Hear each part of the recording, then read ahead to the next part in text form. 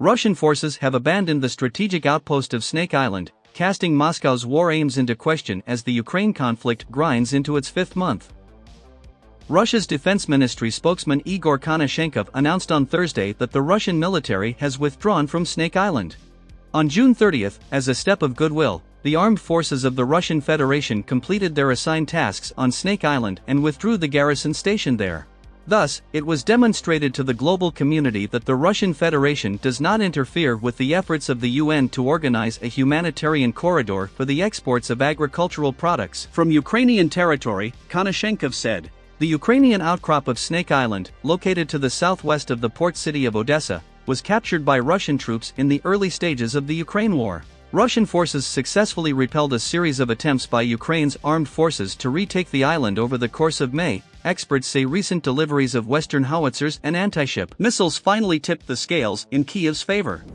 The Kremlin framed the abrupt withdrawal as a goodwill gesture aimed at alleviating the global food insecurity crisis, but there was no prior indication that Moscow was considering plans to take any such steps.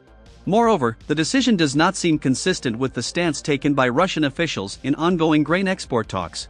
Russia has consistently framed the impending hunger crisis as primarily the fault of the Western sanctions regime established in the aftermath of Russia's February 24 invasion of Ukraine. Russian President Vladimir Putin rejected the claims of Ukrainian and Western officials that Russia's naval blockade is preventing millions of tons of grain from leaving Ukrainian ports, arguing in a recent interview that Ukraine is free to pursue alternative grain export routes through Poland, Romania, and Belarus.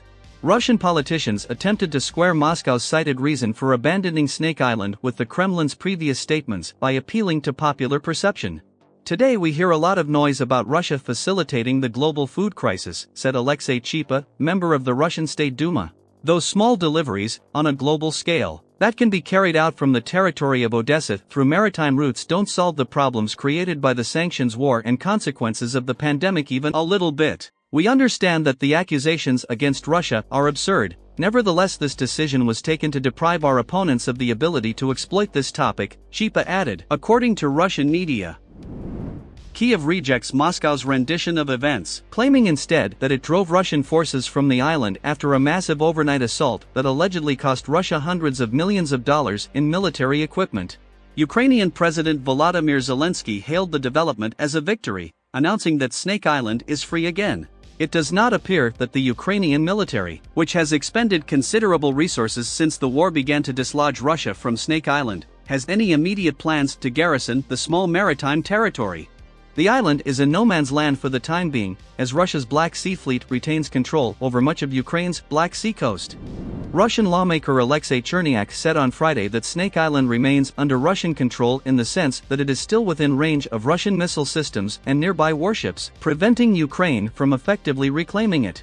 Still, the loss of Snake Island as a forward staging point deals a blow to Russia's ability to threaten Odessa, deprives Moscow of a key means of controlling shipping lanes for Ukrainian grain, and takes out of play the possibility of the Russian-held enclave, which the Russian military reportedly intended to reinforce with long-range S-400 missile systems, being used to put pressure on NATO's southeastern flank.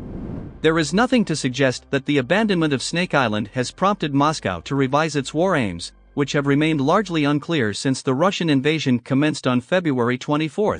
Experts say the Kremlin has deliberately couched its overarching objectives in vague terms, with Putin referring to the conflict as a special military operation to denazify and demilitarize Ukraine, in order to lay the groundwork for a wide range of possible endgame scenarios that can be presented to the Russian population as a decisive victory over Ukraine and the West. To Ukraine's east, Russia's Donbass offensive appears to be slowly succeeding as Russian and Russian-aligned separatist troops inch closer to expelling the Ukrainian military from the region. Russian forces continue to pressure Odessa, which is widely believed to be one of the war's major prizes, with a deadly crescendo of airstrikes.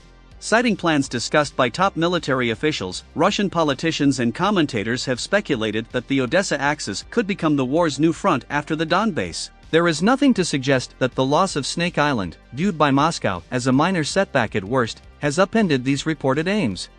Thank you all for watching and likes. Don't forget to subscribe to the channel and click the bell. Have a great time and see you in the next video.